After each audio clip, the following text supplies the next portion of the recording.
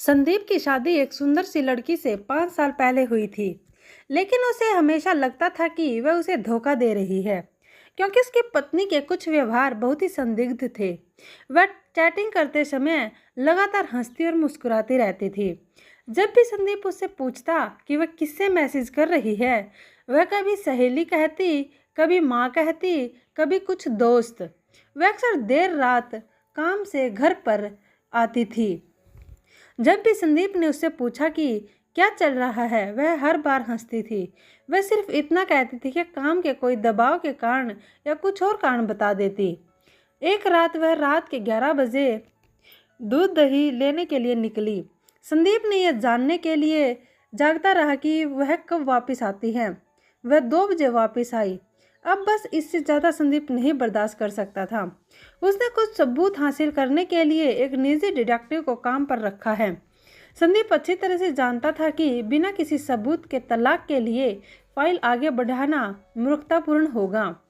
जासूस ने अपना काम बखूबी से किया और कुछ ही दिनों में उसने संदीप को सबूत दिए कि उसकी पत्नी अपने एक दोस्त के साथ उसे धोखा दे रही है। संदीप उसे तलाक देने के लिए तैयार था, लेकिन उसने सही समय आने का और उस पर हुए अन्याय का बदला लेने का इंतजार किया। उसकी पत्नी का जन्मदिन कुछ ही हफ्तों में था। संदीप ने उससे पूछा कि वह अपने जन्मदिन पर क्या चाहती है।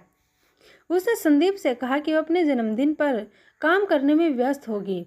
उसने संदीप से अपने दोस्तों के साथ छुट्टी पर जाने के लिए कहा, क्योंकि वह उस सप्ताह के दौरान बहुत व्यस्त होगी। संदीप को पता था कि वह वास्तव में क्या कर रही थी। जैसे ही सप्ताह आया, संदीप एक दोस्त के घर गया और उसने अपनी पत्नी से कहा कि वो अपने दोस्तों के साथ टूर पर गया है। संदीप ने कहा वहाँ से उसकी पत्नी की माँ, बहन, पिता और कुछ दोस्तों को बुलाया। उसने उनसे कहा कि वो उसके जन्मदिन पर उसे एक बड़ा सरप्राइज देना चाहता है। संदीप ने उनसे कहा कि हम उसे सरप्राइज देने के लिए उसके कमरे में घुसेंगे। सुबह का समय था। घड़ी का समय 7:15 था। संदीप अपने अपार्टमेंट के ठीक बाहर सभी से मिला। वो सब लिफ्ट में गए और अब कुल मिलाकर 7 से 8 लोग थे। उसकी पत्नी की माँ के हाथ में जन्मदिन का केक था। उसके पिता के पास शैंपेन की बोतल थी। उसकी बहन के पास फूलों का गुलदस्ता था। उसके सभी दोस्तों के पास उसके लिए कुछ उपहार थे। किसी को अंदाजा नहीं था कि क्या होने वाला है। संदीप ने सभी को जितना हो सका शांत रहने के लिए कहा। संदीप ने दूसरी चाबी से अपार्टमेंट का दरवाज़ा खोला और जो उसके पास थी। वो सभी संदीप की पत्नी को सरप्राइज देने के लिए बेडरूम में घुसे और वह दूसरे आदमी के साथ चैन से सो रही थी। उसके पिता ने सदमे में शैंपेन की बोतल फर्श पर गिरा दी। उसकी माँ ने केक के साथ भी ऐसा ही किया।